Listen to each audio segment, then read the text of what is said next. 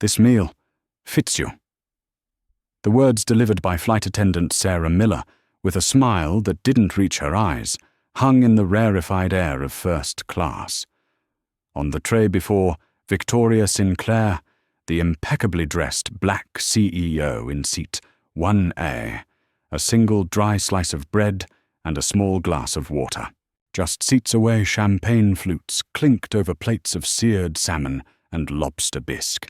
Victoria Sinclair slowly raised her gaze from the insulting offering, a chilling stillness settling in her dark eyes.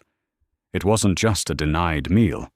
It was a declaration and a silent promise of a storm unlike any Stratus Air had ever weathered was gathering at 37,000 feet. The hushed sanctuary of Stratus Air's first-class cabin was a familiar world to Victoria Sinclair. As CEO of Sinclair, Solutions a titan in the disruptive technology sector, she navigated such spheres of curated luxury with an accustomed ease, her presence a symphony of understated power and inherent grace. Her tailored Armani suit, the color of a stormy evening sky, spoke of boardrooms and billion-dollar decisions, not of ostentation. Today, it carried her towards Geneva, towards a pivotal negotiation that promised to reshape Sinclair Solutions' European footprint, and more personally, to solidify her legacy as a formidable architect of the future. She settled into seat 1A, the plush leather sighing softly beneath her. The pre-flight ballet of service had begun a choreography of hushed tones and obsequious smiles. Victoria, however, detected a subtle dissonance in the performance of one flight attendant, a blonde woman named Sarah Miller. While Miss Miller's attentions flowed like warm honey towards the portly gentleman in 2C a Mr. Harrison, who was already loudly critiquing the pre-departure champagne selection, her approach to Victoria was economical. A fleeting glance, a smile that didn't quite reach her eyes. Ah, Victoria mused internally, a sliver of dry humor tempering her observation. Some passengers clearly emit a more compelling gravitational pull for premium service. Must be the cologne. Victoria had of course pre-ordered her preferred meal weeks in advance. The pan-seared Chilean sea bass with a light saffron risotto, a small comfort she allowed herself on these demanding intercontinental journeys. It was confirmed naturally. Sinclair Solutions' meticulous planning extended to every facet of its CEO's travel. As the aircraft reached cruising altitude, the clinking of cutlery and crystal began to fill the cabin. Mr. Harrison was already vociferously tucking into what looked suspiciously like lobster thermidor.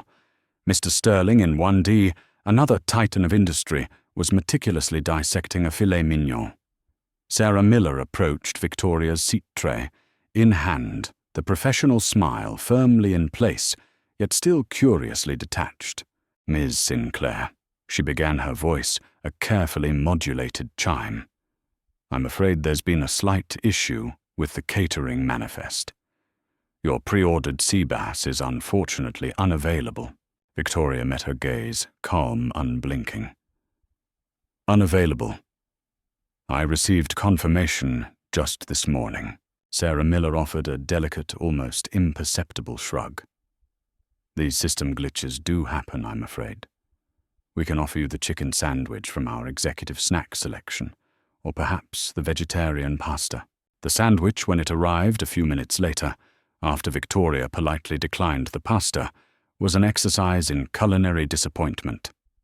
It was presented on a stark utilitarian plate, a minimalist offering of 2 thin slices of bread, embracing a solitary forlorn piece of chicken and a wilted lettuce leaf.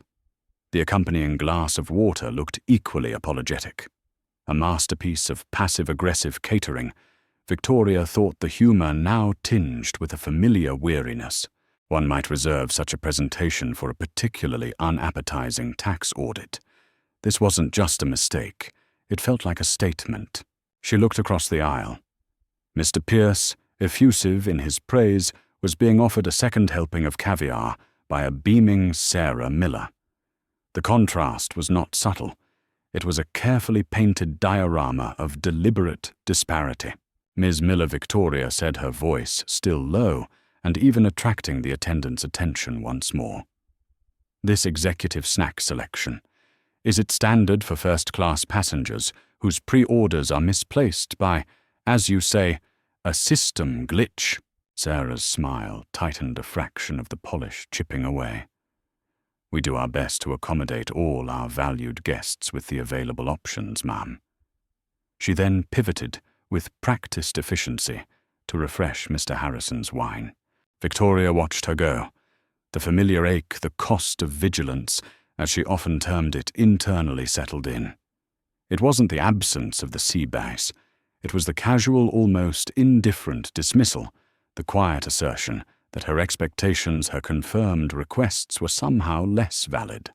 It was the age-old narrative, subtly repackaged for the luxury stratosphere. Fascinating, she mused, a spark igniting within the weariness. So the Stratus Air pre-order system is powered by wishful thinking and occasionally takes unscheduled naps. Selectively, it seems. She thought of the Geneva negotiation, of the meticulous detail and unwavering standards that had propelled Sinclair Solutions to its zenith. She thought of the countless young women of color she mentored, encouraging them to claim their space, to demand their due, to never let the world diminish their brilliance with a dismissive shrug or a second-tier offering.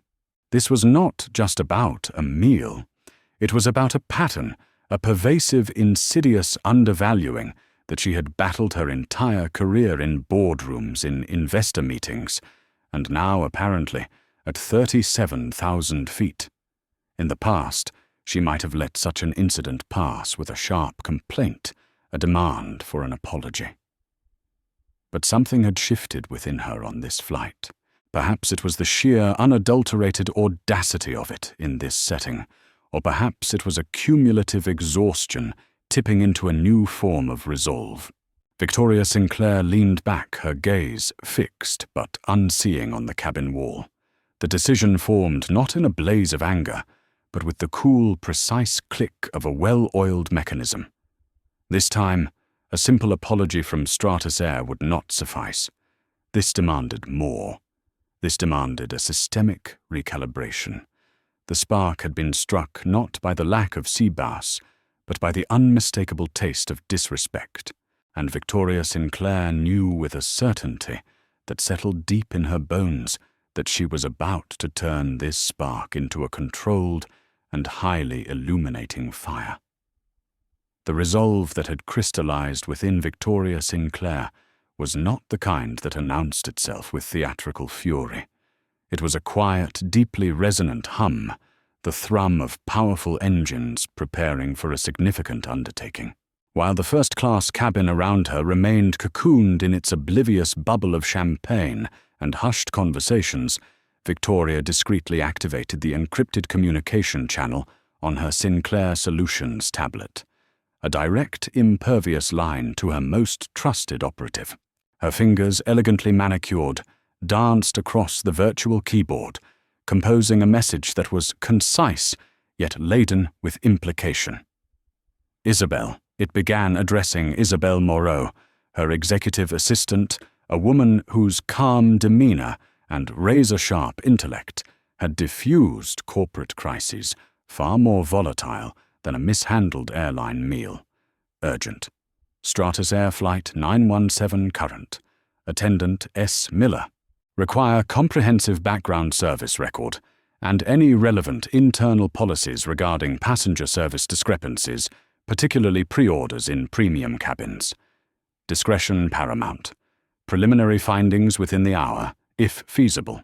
Miles below in the Sinclair Solutions Command Center in New York, a facility that looked more like a strategic operations hub for a small, technologically advanced nation than a CEO's support office, Isabel Moreau received the alert.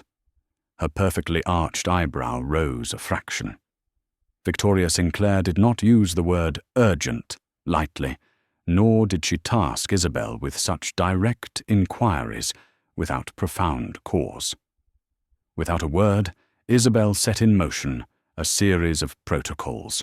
Her own fingers flew across multiple interfaces, accessing proprietary databases, leveraging Sinclair Solutions' formidable digital reach, and initiating discrete inquiries through a network of legal and corporate intelligence contacts.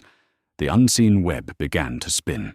Back on Flight 91 Victoria maintained an impeccable facade of calm. She sipped her tepid water, occasionally glancing at her tablet, which now displayed market analysis reports for her upcoming Geneva meetings. To any casual observer, she was the epitome of a focused executive. Internally, however, her senses were heightened. She noted Mr. Harrison still holding court, now regaling his visibly wilting seatmate with an apparently endless anecdote about a golf game. Mr. Harrison, Victoria mused with an internal sigh, seems to be single-handedly attempting to achieve a filibuster at 37,000 feet. His dedication to monologue is noteworthy. Sarah Miller continued her rounds, her smile a fixed professional veneer. She offered Mr. Sterling a second warm bread roll with a flourish, inquired solicitously if Mr. Pierce required another pillow for his esteemed comfort. When she passed Victoria's seat, there was no eye contact, no follow-up inquiry about the executive snack selection. It was as if Seat 1A, having received its designated and deficient offering, had ceased to exist on her service radar. Presently, the other flight attendant, Thomas Evans, approached. He had a perpetually worried expression, as if he anticipated turbulence, even on the smoothest of flights. He stopped by Victoria's seat, his manner hesitant. "Ms. Sinclair." He began, his voice a little too loud in the hushed cabin, then softer. "Is everything to your satisfaction with the refreshment?" Victoria offered him a cool, polite smile. "The refreshment, Mr. Evans, is certainly present. However, I am still rather perplexed about the discrepancy regarding my pre-ordered meal, especially given the apparent abundance of premium options for other passengers." Thomas Evans's Adam's apple bobbed. He wrung his hand slightly. "Yes, well, as Ms. Miller may have mentioned, sometimes these manifests, they can be tricky. System errors, you know. Not a perfect science." He offered a weak, apologetic smile that seemed to be pleading for absolution. The system error gambit Victoria catalogued mentally, a classic in the annals of corporate deflection, usually followed by an offer of complimentary peanuts if memory serves. She simply nodded. "I see. Thank you for the clarification, Mr. Evans." He looked relieved to escape practically scurrying towards the galley. His attempt at service recovery, if it could be called that, had only underscored the issue. It wasn't a system error. It was a choice, a prioritization, and she was on the wrong side of it. Less than 45 minutes after her initial message, Victoria's tablet chimed softly, with an incoming encrypted file from Isabel. The subject line was a simple Preliminary S, Miller and Stratus Service Protocols. Victoria opened it. Isabel, true to form, had been remarkably efficient. The report contained a concise summary. Sarah Ann Miller, employed by Stratus Air for 6 years. Multiple internal commendations for efficiency and adherence to grooming standards. However, Isabel's deeper trawl had unearthed a pattern. 3 informal passenger complaints in the last 18 months, subtly noted in internal memos, but never escalated to formal disciplinary action. All 3 complaints came from passengers of color, 2 black, 1 South Asian, all citing curt service or unavailability of preferred options in premium cabins, while other passengers were demonstrably well served.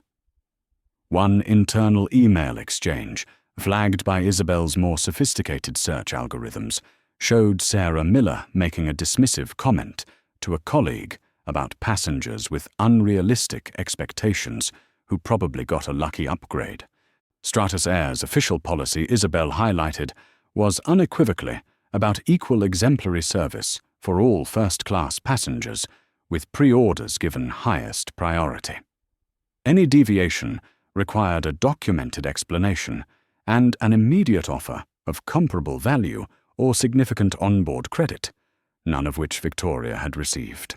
Isabel's closing note was brief. Victoria initial scan on Ms. Miller suggests her primary skill isn't customer service, but rather advanced invisibility techniques for certain meal orders.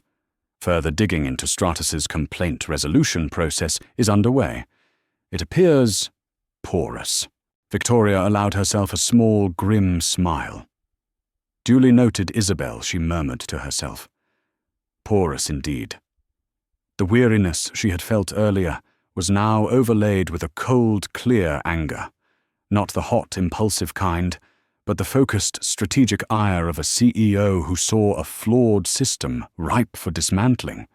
This wasn't just about Sarah Miller's individual prejudice, as distasteful as that was. This was about a corporate culture at Stratus Air that seemingly tolerated such behavior, that filed away complaints from certain demographics into oblivion, that allowed a system error to become a convenient euphemism for bias. Her Geneva deal was critical, but this had just become a parallel priority. Sinclair Solutions was built on innovation integrity and an unyielding commitment to excellence. What she was experiencing was the antithesis of those values, and Victoria Sinclair did not tolerate antitheses. The unseen web spun by Isabel had yielded its first crucial threads. Now it was time to see how strong that web could become. The hours over the Atlantic unspooled, marked by the drone of the engines and the artificial twilight of the cabin. For Victoria Sinclair, however, they were hours of quiet, focused strategy. The preliminary report from Isabel Moreau had been a crucial first step. Now the objective was to ensure Stratus Air understood the magnitude of their service failure and its potential repercussions before wheels touched down in Geneva. In their encrypted channel, Victoria and Isabel had formulated a two-pronged approach.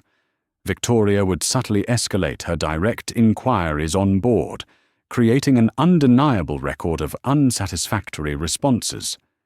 Simultaneously, Isabel would leverage Sinclair Solutions' considerable influence, initiating discreet but firm communications designed to ripple through Stratus Air's corporate structure. This wasn't merely about one deficient meal, it was about demonstrating that indifference to any client, particularly one of Victoria Sinclair's stature, carried a significant business risk. Armed with the specific Stratus Air service policies Isabel had unearthed, policies that explicitly guaranteed priority and equivalent value for pre-ordered first-class meals, Victoria waited for an opportune moment. It came when Thomas Evans, still looking vaguely hunted, passed her seat during a routine cabin check. Mr. Evans, Victoria's voice was calm, yet it possessed a new edge of precision that made him pause, his unease palpable. Further to our earlier conversation, I've had a chance to refresh my memory on Stratus Air's first-class promise documentation. It's quite explicit regarding pre-order fulfillment. Could you perhaps illuminate the specific operational circumstances on today's flight that necessitated overriding these published guarantees for Seat 1A, while they were clearly upheld for, say, Seats 2C, 1D, and others? Thomas paled slightly. The vague excuses about system glitches withered under the specificity of her query. He stammered, "Well, Ms. Sinclair, I'm not privy to all the logistical decisions made by the lead cabin manager, or the caterers." The lead cabin manager being Ms. Miller, I presume Victoria pressed her gaze unwavering. Is it standard Stratus procedure for individual cabin managers to unilaterally alter confirmed premium services without offering the mandated equivalent compensation or even a formal apology outlining the specific unavoidable cause? Each question was a carefully placed stone boxing him in. Thomas Evans looked like a man desperately wishing the emergency exit was a viable personal option. I would have to refer you to Ms. Miller or to our Customer Relations Department upon landing Miss Sinclair. I'm truly sorry for any inconvenience. He practically fled the encounter, leaving him visibly shaken. Victoria had made her point. The airline's own policies were being demonstrably flouted, and its staff were unable to offer any coherent justification. Meanwhile, Isabel Moreau was a silent whirlwind of efficiency. A carefully worded inquiry originating from Sinclair Solutions' legal department was dispatched to Stratus Air's corporate counsel, referencing a potential service integrity issue on Flight 917, affecting a key executive stakeholder, en route to critical European negotiations. Another even more discreet feeler went out from a high-level Sinclair Solutions International Relations liaison to their counterpart with significant interests in Geneva's business ecosystem, subtly noting a disappointing lapse in expected premium service standards concerning Victoria Sinclair. The language was corporate, devoid of overt accusation, but the underlying message was unmistakable. A very important apple cart was being upset. Isabel later relayed a summary of the initial responses to Victoria. Update her message read: the mention of Sinclair Solutions and potential service inconsistencies impacting Geneva interests seems to have expedited their understanding of customer priority. Stratus Legal is actively looking into the matter with urgency. Their European Commercial Director's Office also suddenly found an opening in their very busy schedule for a courtesy inquiry. Victoria allowed herself a brief, almost imperceptible smile. Expedited understanding, she thought. A delightful corporate euphemism for mild panic. The pressure point was being applied. As Flight 917 began its descent into Geneva, the cabin came alive with the preparations for landing.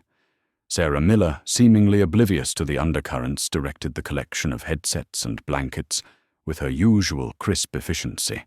Her earlier dismissiveness towards Victoria had settled into a cool, professional indifference, as if their previous interactions were minor, already forgotten details. But when the aircraft finally docked at the gate, and the seatbelt signs pinged off the first sign that this landing would be different, appeared at the aircraft door. Standing just inside the jet bridge, looking uncharacteristically anxious, was Marcus Thorne, Stratus Air's regional CEO for Europe. He was a man Victoria had met at several industry functions, usually exuding an air of unflappable corporate polish. Today that polish was noticeably frayed. As Victoria Sinclair deplaned her expression, composed and unreadable, Marcus Thorne stepped forward, immediately intercepting her before she could proceed further. "Ms. Sinclair," he began, his voice a register lower than usual, his smile strained. "Welcome to Geneva.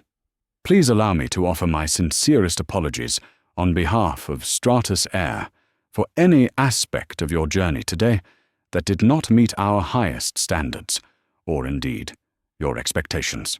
Victoria regarded him for a moment, her gaze direct. "Mr. Thorne looks as if he's personally misplaced a small country, and is hoping I haven't noticed," she thought, the dry humor a fleeting counterpoint to her steely resolve. Promising. Aloud she simply said, "Mr. Thorne, thank you for your concern. However, I believe the issues today extend somewhat beyond a simple failure to meet expectations." His already troubled expression deepened. He knew with a sinking certainty that this was far more than a routine passenger complaint. The pressure applied discreetly from thousands of miles away had found its mark. The reckoning was about to begin. The understated gravity of Victoria Sinclair's parting words to Marcus Thorne echoed far beyond the Geneva airport's VIP lounge. Thorne, acutely aware that he was merely the initial point of contact for a rapidly escalating crisis, had immediately relayed the encounter and his profound disquiet to Stratus Air's global headquarters. The name Victoria Sinclair and Sinclair Solutions, coupled with the intimation of a severe service failure at the highest tier, acted as a powerful accelerant.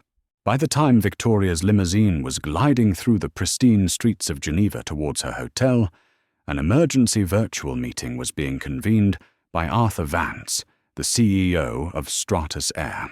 Vance was a man who had built his reputation on a blend of fiscal astuteness and a genuine, if sometimes pragmatic, commitment to ethical corporate governance. He understood the delicate ecosystem of brand reputation in the luxury market, and he knew that a misstep involving a figure of Victoria Sinclair's caliber could trigger an avalanche. He sat in his Zurich office, his expression grim as Marcus Thorne recounted the initial interaction. The faces of Stratus Air's key executives, legal operations, public relations, and Eleanor Hayes, the formidable head of global service culture, materialized on the secure conference screen, each reflecting a similar apprehension. Isabel Moreau, executive assistant to Ms. Sinclair, will be joining us momentarily to provide a more detailed account from their perspective. Thorne concluded, his voice still tight. A new window opened, and Isabel Moreau appeared, poised professional, her backdrop, the discreetly luxurious Sinclair Solutions logo. There were no histrionics, no overt anger. Instead, she delivered a presentation that was a masterclass in factual, damning evidence. She laid out the timeline of events on Flight 91 Mersin, the clear deviation from Stratus Air's own documented service protocols, the specific instances of Sarah Miller's dismissive behavior, and then the crucial data, the pattern of similar, albeit less high-profile complaints against Miller from other passengers of color, all previously logged but evidently unaddressed with any meaningful consequence. She presented anonymized snippets of Miller's internal communications, flagged by their system, that hinted at a disturbing level of ingrained bias. As Isabel calmly detailed Ms. Miller's documented history, including a particularly condescending internal comment about passengers who think a first-class ticket buys them the moon. A few jaws in the Stratus boardroom seemed to be testing their hinges. The head of PR visibly winced. Eleanor Hayes's expression became flint. The air in the virtual room grew heavy with the undeniable weight of systemic failure. When Isabel concluded, a stunned silence held for a moment. Arthur Vance broke it, his voice measured but firm. "Thank you, Ms. Moreau. Your clarity is illuminating and deeply concerning. Please extend my personal assurance to Ms. Sinclair that we are treating this with the utmost seriousness." After Isabel disconnected, the internal discussion was brief but intense. There were murmurs about potential legal exposure, brand damage, the immediate need for damage control. But Arthur Vance cut through the noise. This wasn't just about mitigating a PR crisis. It was about a fundamental flaw that had been allowed to fester. He thought of the colossal effort Stratus Air had invested in cultivating an image of unparalleled service and inclusivity. One flight attendant, one cold sandwich. It sounded almost trivial, yet it threatened to unravel everything. One flight attendant, one cold sandwich, Vance mused internally, a flicker of dark humor touching his thoughts. And now we're potentially redesigning global aviation ethics, facing down the CEO of Sinclair Solutions, and my Tuesday is escalating impressively beyond the usual budget reviews. His decision, when it came, was swift and uncompromising. "Marcus Eleanor," he directed. "Ms. Miller is to be met immediately upon her crew's disembarkation from their return flight, or if she is on layover, she is to be recalled. She is to be suspended from active duty pending a full formal investigation. I want a comprehensive review of every flight she has crewed in the past 2 years, cross-referenced with passenger feedback, particularly from premium cabins.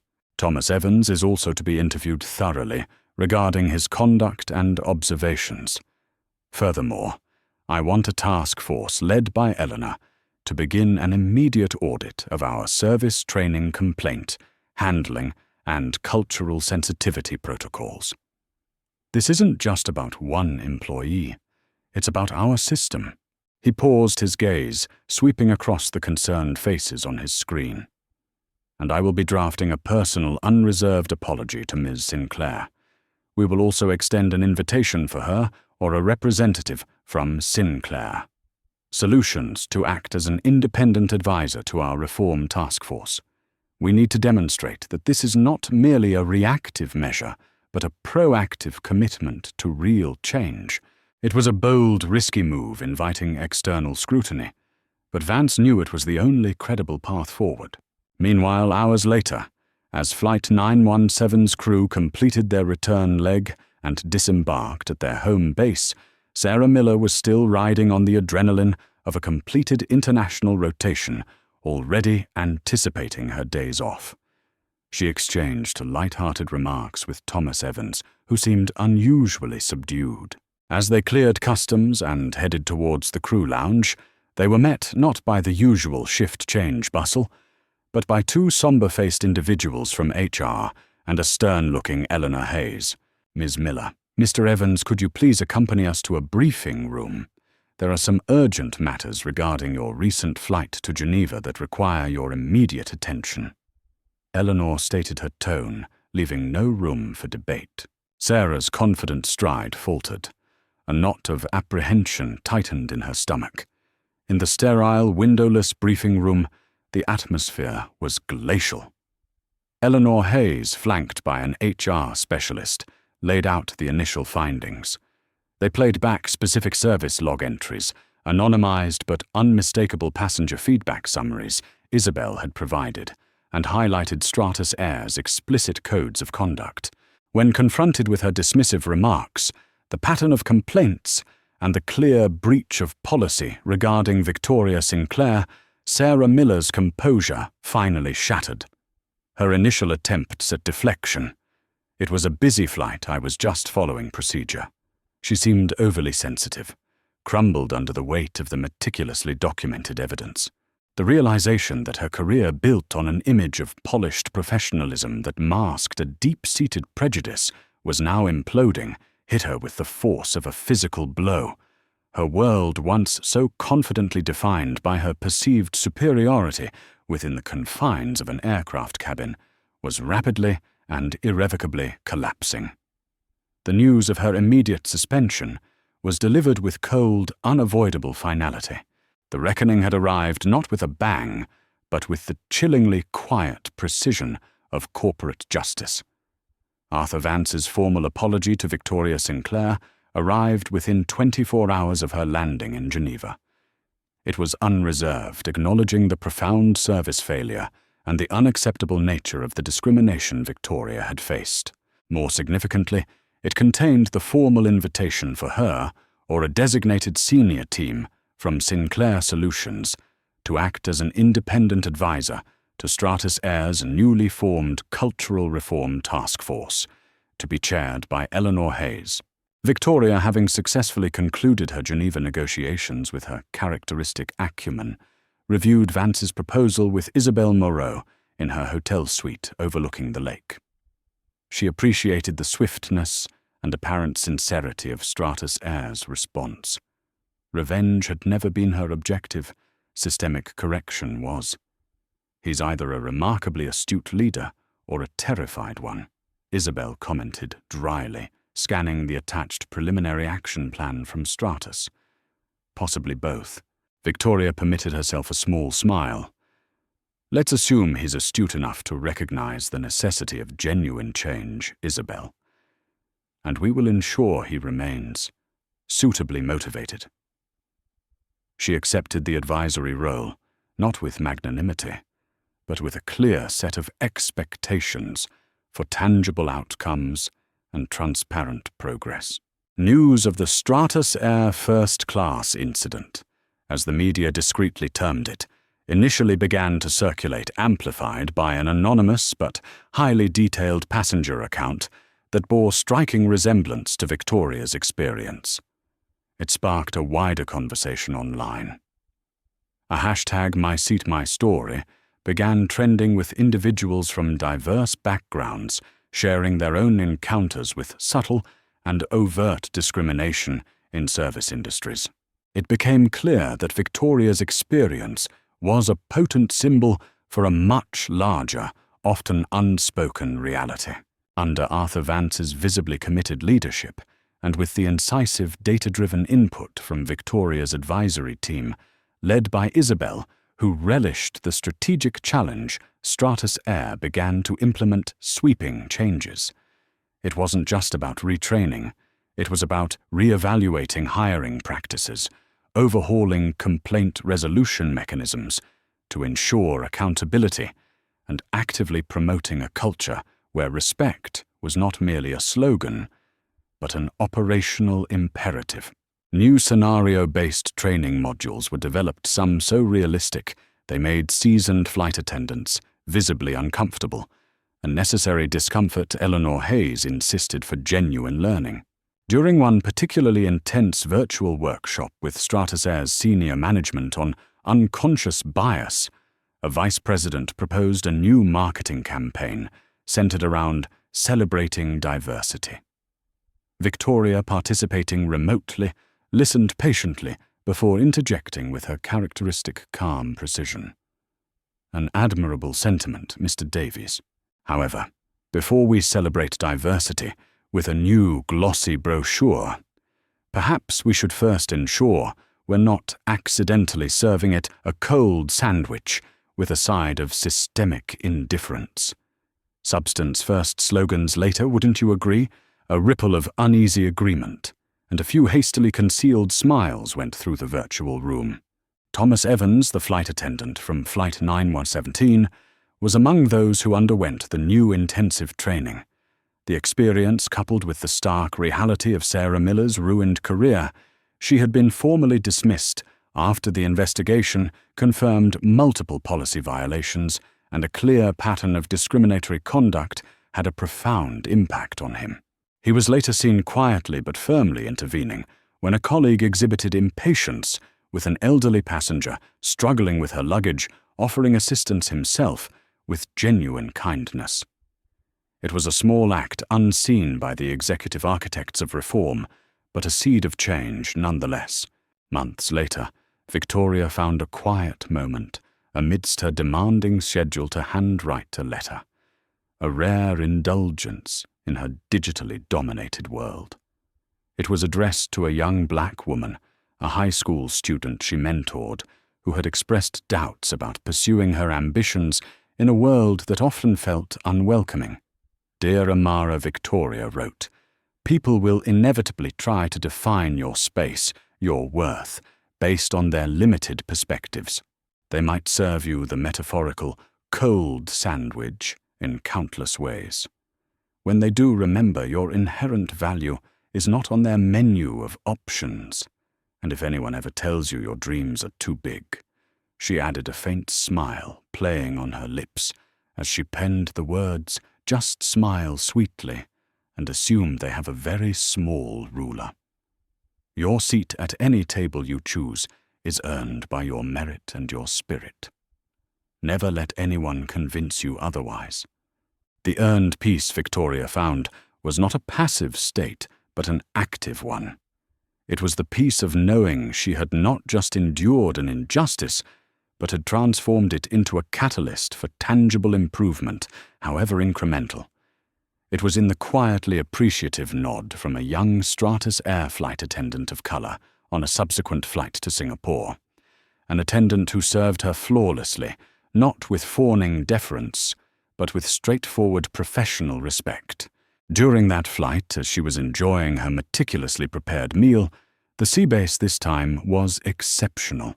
She observed another attendant, radiating an almost painful level of eagerness to please all passengers equally nearly trip, while offering an elderly gentleman a second warm towel.